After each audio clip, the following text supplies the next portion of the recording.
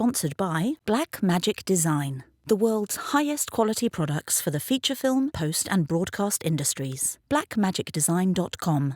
And by JMR Rentals, jmrny.com.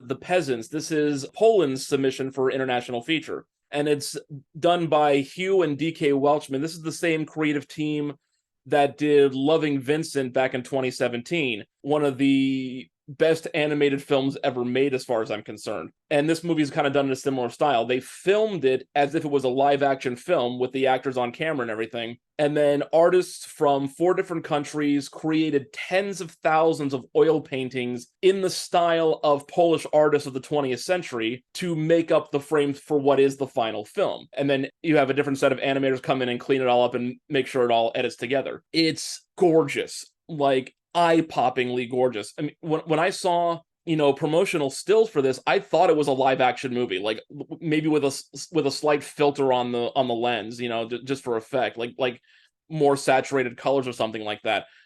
It wasn't until I got in the seat and Hugh and DK Welchman come on the screen to describe it, bringing some of the oil paintings with them. It's like, oh, wow, we're doing this again. We're doing a second Loving Vincent, this time in Polish. And in the 6 intervening years, the skill has gone up a level to the point where the way the secondary animators kind of blend everything together and create these little brush strokes all along the periphery and the background, it creates a false depth of field. So there are moments when it almost looks 3D, which is insane. That's the artistic side of it. From the narrative and story side, this is based on a Polish novel of the same title called The Peasants, which Welchman showed it to us in the theater. It's about as thick as War and Peace, but it won the Nobel Prize, and it's kind of like standard curriculum for Polish high school students. Like it's that ingrained in society now. And what it is, it's about a woman named Jagna, who is the object of affection for basically every young man in her small farming village at the turn of the 20th century. She eventually is, for all intents and purposes, sold into marriage to this old man named Bornya, who's an older widower, but he's also the richest and most influential man in the town. There's this really cool running ceremony where basically if a man gives you a shot of vodka and you drink it, that's a marriage proposal. Like that's, for a society of potato farmers, that's weirdly apropos. And then the story takes place over the course of the year. It's divided up into the 4 seasons. And it becomes more and more this searing portrait of misogyny and groupthink, because this beautiful young woman who wants to have, a romantic and sexual identity of her own is eventually turned into a pariah and the scapegoat for all the town's problems because she dares have sex. So it's weirdly poignant for this day and age. It really shouldn't be, but it is.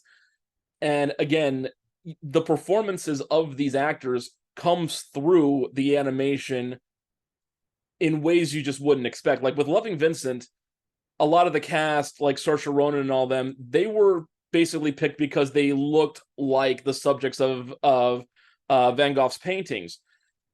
Here we just have a really strong cast that's animated around, and again, they could convince you that it's real, that it's just a filter over a live film. It's that strong. But this is animation, right? It's not motion capture or something like that. It's fully animated. Like I said, they filmed as if they filmed live action, and then the cells, the frames of the live action were then converted into painting. Like basically, you hand an artist, a second worth of film, and it's their job to then create 24 paintings to match it. This must have taken forever to make, right? Over the course of about 4 years, yeah.